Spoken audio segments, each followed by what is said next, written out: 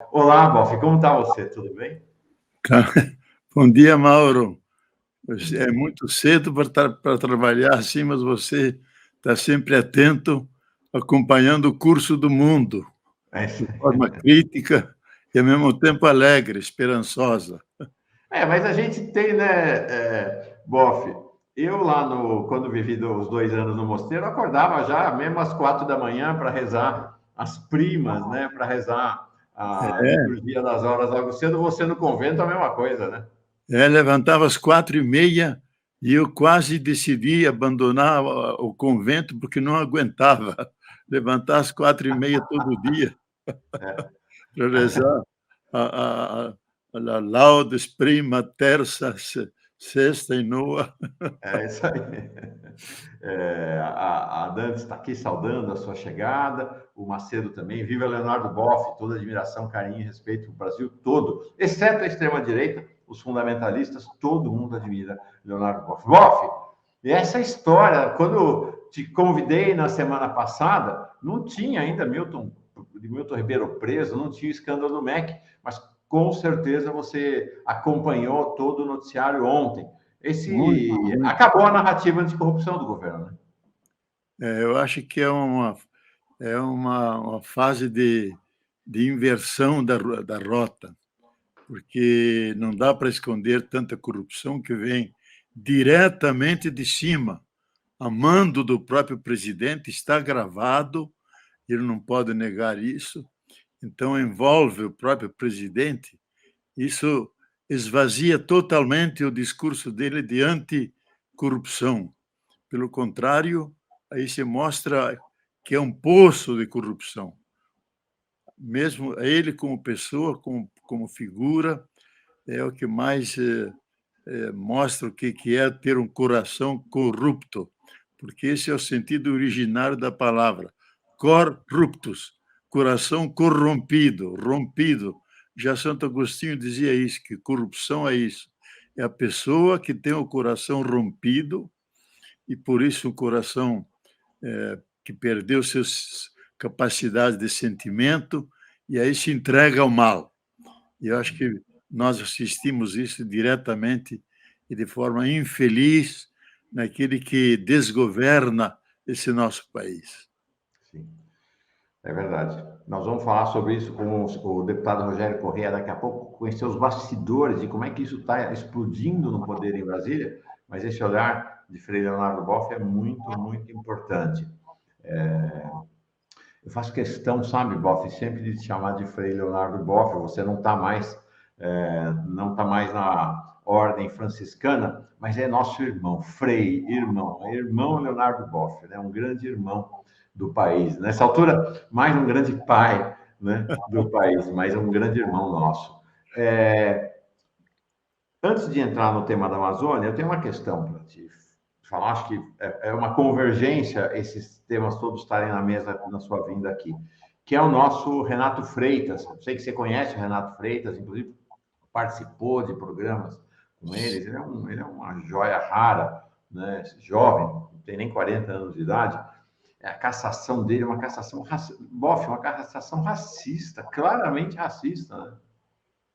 Eu conheço ele e fui muito ativo nos Twitter, mesmo ontem, anteontem, publiquei a foto, meu protesto, e eu, inclusive, eu disse que vou denunciar isso na Rai News de Roma, onde tem um grande amigo lá, e é um programa que o Papa todo dia olha.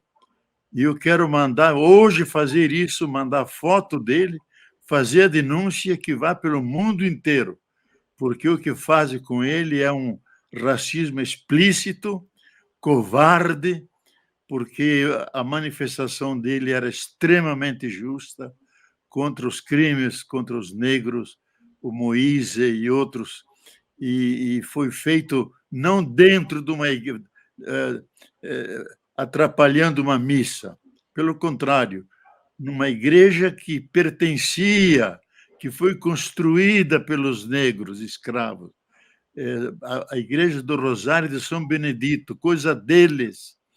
E lá dentro eles foram, depois de terminada a missa e tudo, lá que eles se reuniram e fizeram lá o seu protesto, primeiro na Praça Nossa Senhora do Rosário, que eu conheço bem, porque parte da minha família mora por lá perto.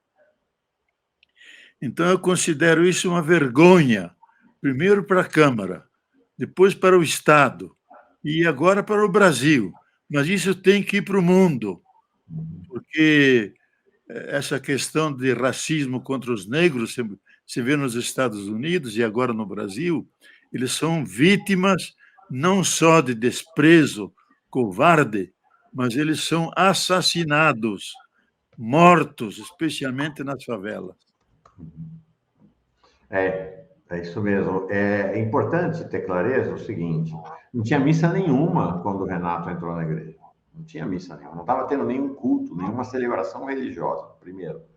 Segundo, o padre, o pároco da igreja Nossa Senhora do Rosário dos Pretos, construídas pelos negros e negras escravos lá de Curitiba. Exatamente. O padre disse: está tudo bem. O bispo, a Arquidiocese de Curitiba, enviou nota oficial à Câmara de Vereadores dizendo: está tudo bem, não tem que caçar. E mesmo assim eles caçaram, ou seja, não tem nada a ver com a igreja, é racismo na veia, né? É racismo na veia contra o Renato, né? E ele mesmo já falou que teve vereador lá que saiu algemado da Câmara de Vereadores de Curitiba, porque roubou mais de 40 milhões de reais, não foi caçado, não foi caçado. Aí caçaram o Renato porque ele entrou na igreja. Impressionante. A explicitação do racismo, né? É isso aí. Irmão Leonardo Boff, eu amo muito, todos nós amamos. Mas o bonito, Mauro, que hoje vai estar presente lá um bispo negro que veio lá da Bahia, do interior da Bahia, que é um bispo negro, que vai estar lá em Curitiba para mostrar a sua indignação, o seu apoio. Eu, sexta-feira, estarei em Curitiba. Sim. Vou dar entrevista, quero fazer meu protesto público e dar o meu abraço ao Renato Freitas. Sexta-feira agora.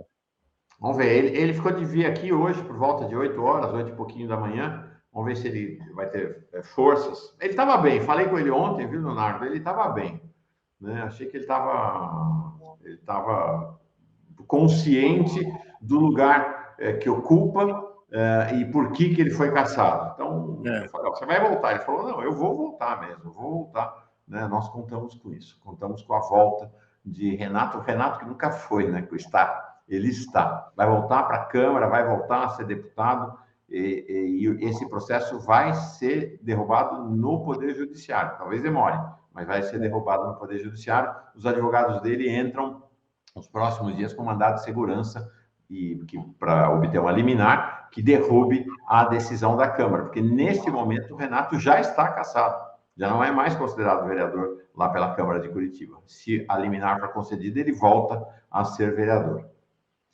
Leonardo, Frei Leonardo Boff, chamei ele aqui originalmente, o tema era outro, e vamos falar desse tema agora. Um artigo instigante seu, que publicamos na Fórum, e teve repercussão, seus artigos repercutem no Brasil e no exterior, com você trazendo um tema crucial, me parece, né? A Amazônia voltou ao centro do debate nacional com o assassinato de Dom Philips e de Bruno Pereira, e aí uma questão: exacerba-se mais uma vez o tema do nacionalismo, impulsionado pelo bolsonarismo, pela extrema-direita, pelos militares, essa ideia de que a Amazônia é brasileira e a gente faz o que a gente quiser com a Amazônia. Né? Incrivelmente, alguns segmentos da própria esquerda embarcam nesse discurso.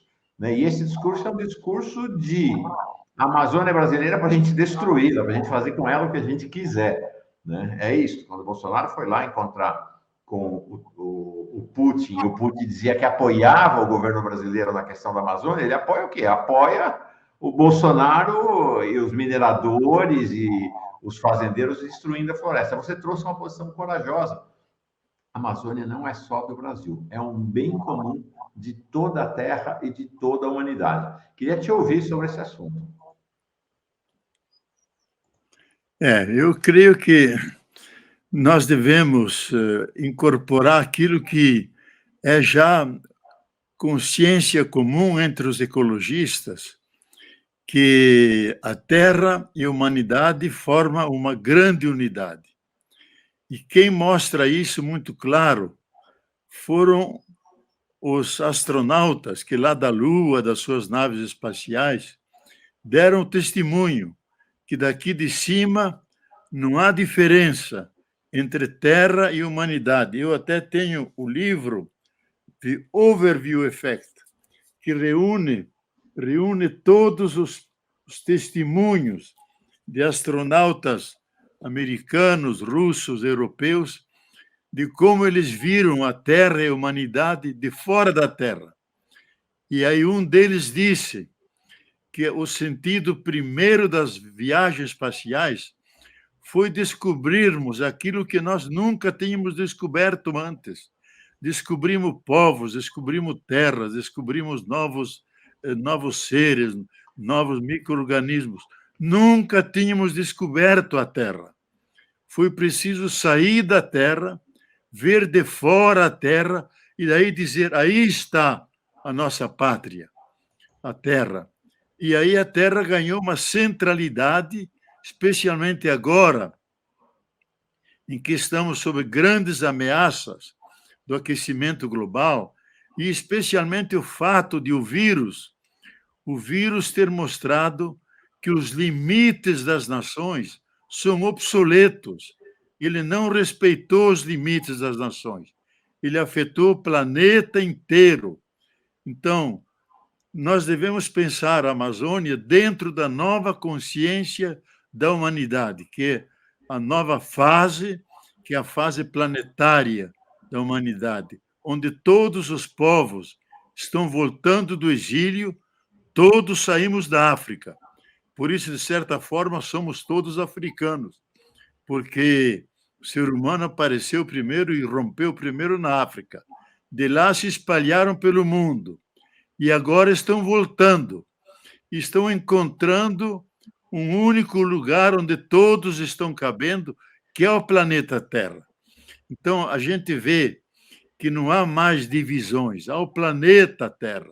E esses astronautas insistiam muito.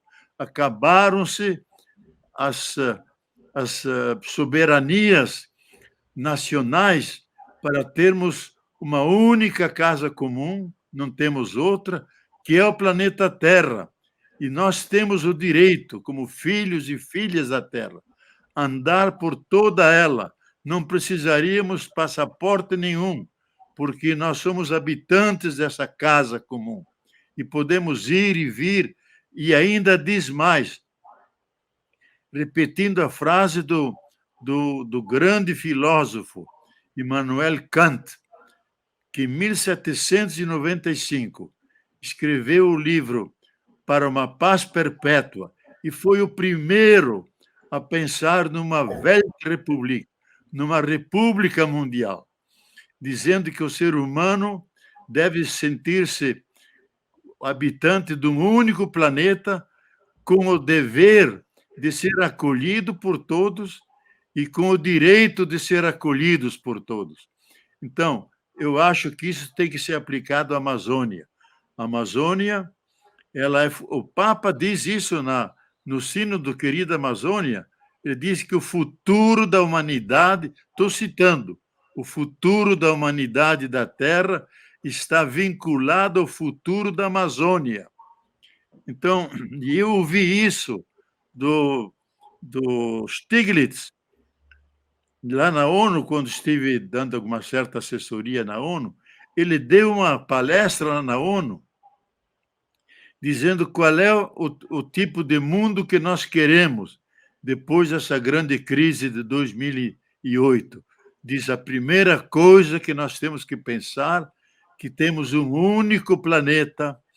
E aí ele fez um reto aos brasileiros que estavam lá, e também diretamente a mim, cuide da Amazônia, porque a Amazônia, em 67%, ela é do Brasil, mas ela recobre 9 países da América Latina.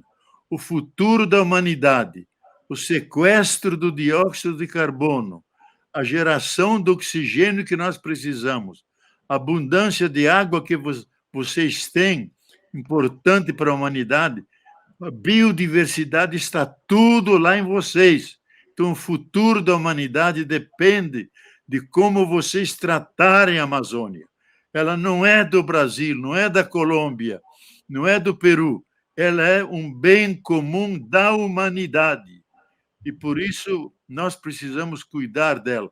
Nós podemos ter a administração dessa parte, mas uma administração péssima que destrói em vez de conservar. Linda imagem, Leonardo Boff, com esse sol suave, nascente ali em Petrópolis. Este sol suave só é possível porque o meio ambiente ainda resiste. Quando acabar, não vai ter mais sol suave, né? Vai ser sempre um sol tórrido, todo o tempo. O Jorge Ochoa, feliz ano novo andino amazônico, que as fronteiras sejam apenas imaginárias. Ano 5.530, 21 de junho. Legal. As contagens do tempo. Leonardo Boff é um cidadão do mundo. Ele falou, né? Estava lá com o Stiglitz, esteve na ONU, o consultor da ONU. Boff, em 2015, houve uma mudança na maneira como o mundo passou a pensar meio ambiente em função de uma encíclica do Papa Francisco, um pacto global.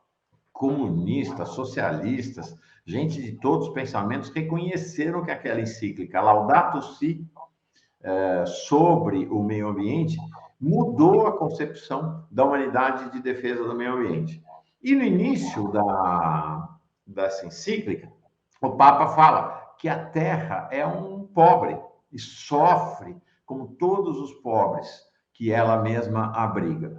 E, ao mesmo tempo, ele usa uma imagem muito bonita, que ele fala assim, olha, lá no Gênesis, início da Bíblia, está dito que no Jardim do Éden, que é a Terra, nós somos colocados, aos seres humanos, como jardineiros, e não como proprietários, como cuidadores da Terra. E você é uma pessoa que colaborou com essa encíclica, teve um papel decisivo nas ideias do Papa sobre a questão ambiental. Essa imagem é bonita, somos jardineiras e jardineiros, né, Boff? E não proprietários.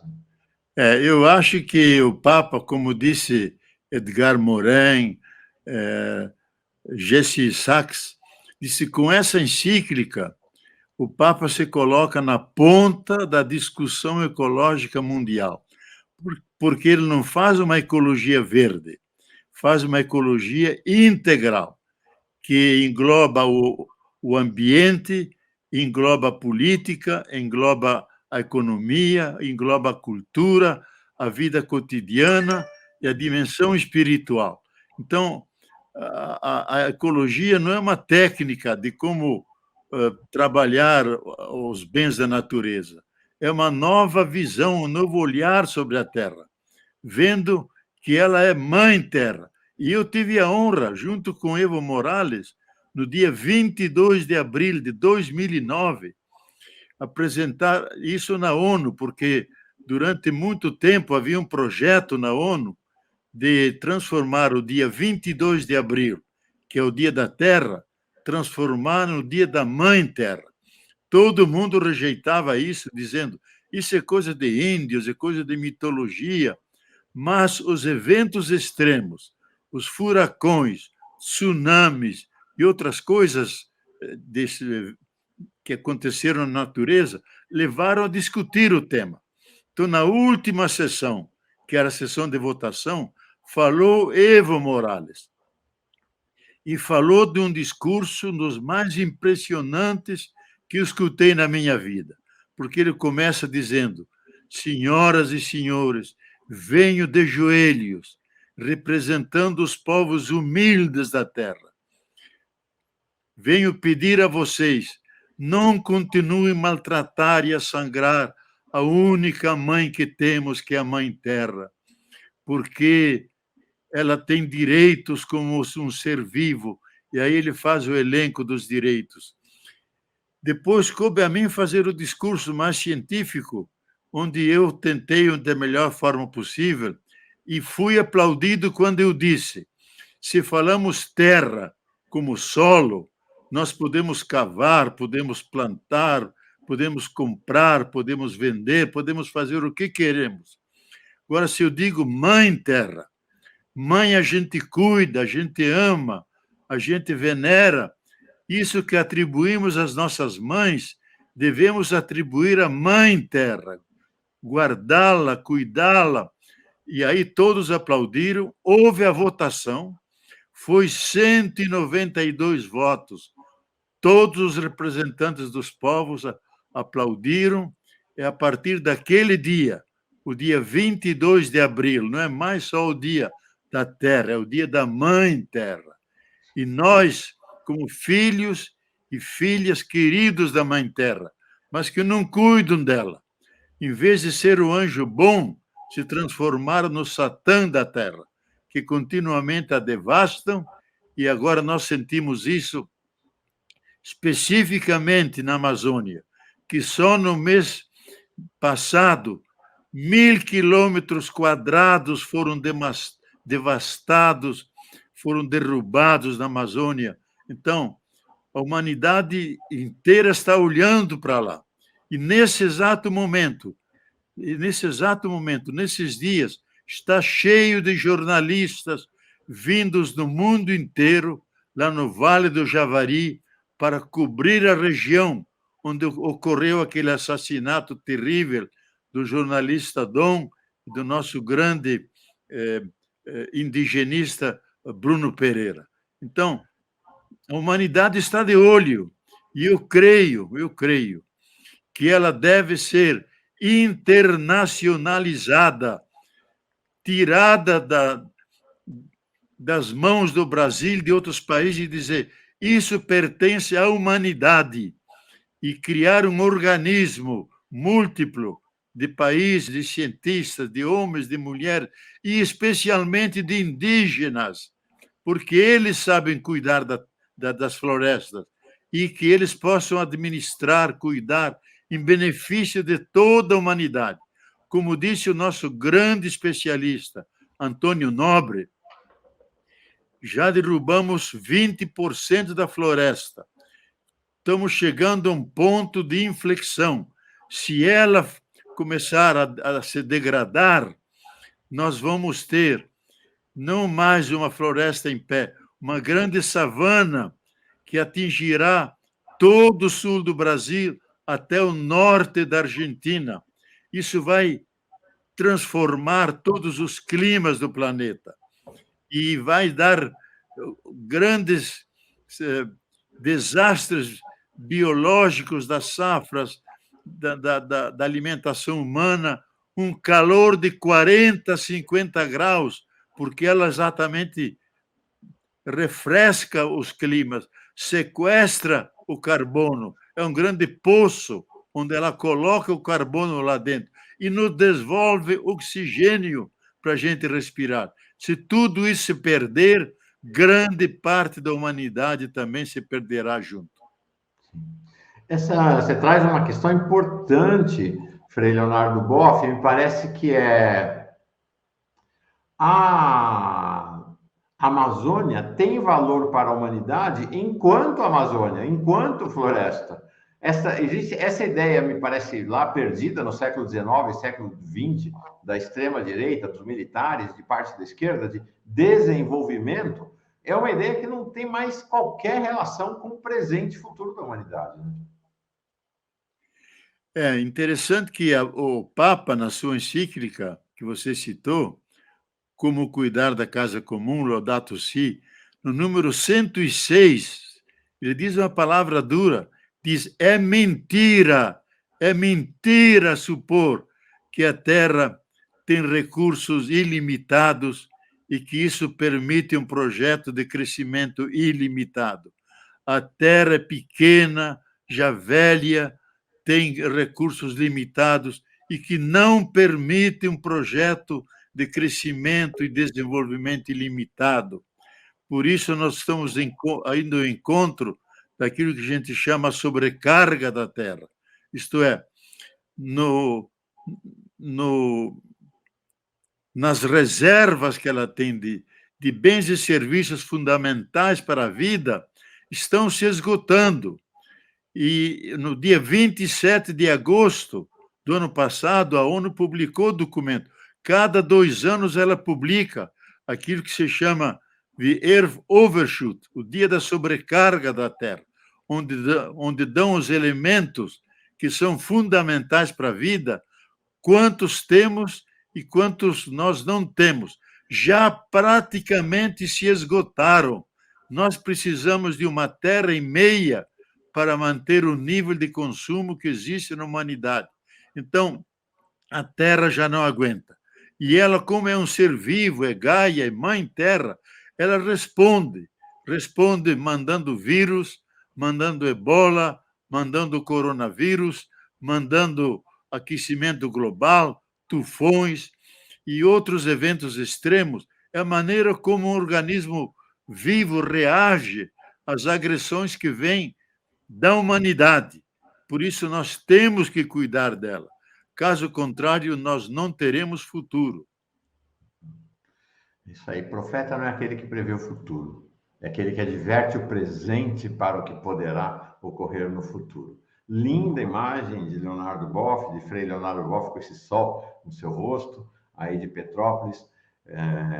Frei Leonardo Boff, não tenho como te agradecer por dedicar essa meia hora do seu preciosíssimo tempo para nós aqui na Pós TV Fórum. Muito obrigado, viu? Obrigado mesmo. Obrigado, e conservemos a nossa mãe, que é a única casa comum, é a natureza incluída, porque na Fratelli Tutti, Mauro, o Papa diz a frase mais dura que na ecologia se disse: estamos no mesmo barco, ou todos se salvam ou ninguém se salva.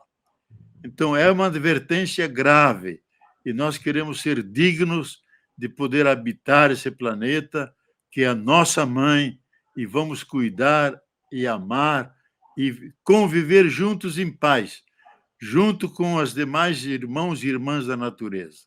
Muito obrigado. Muito obrigado. Obrigado, Sr. Leonardo Boff. Um grande abraço.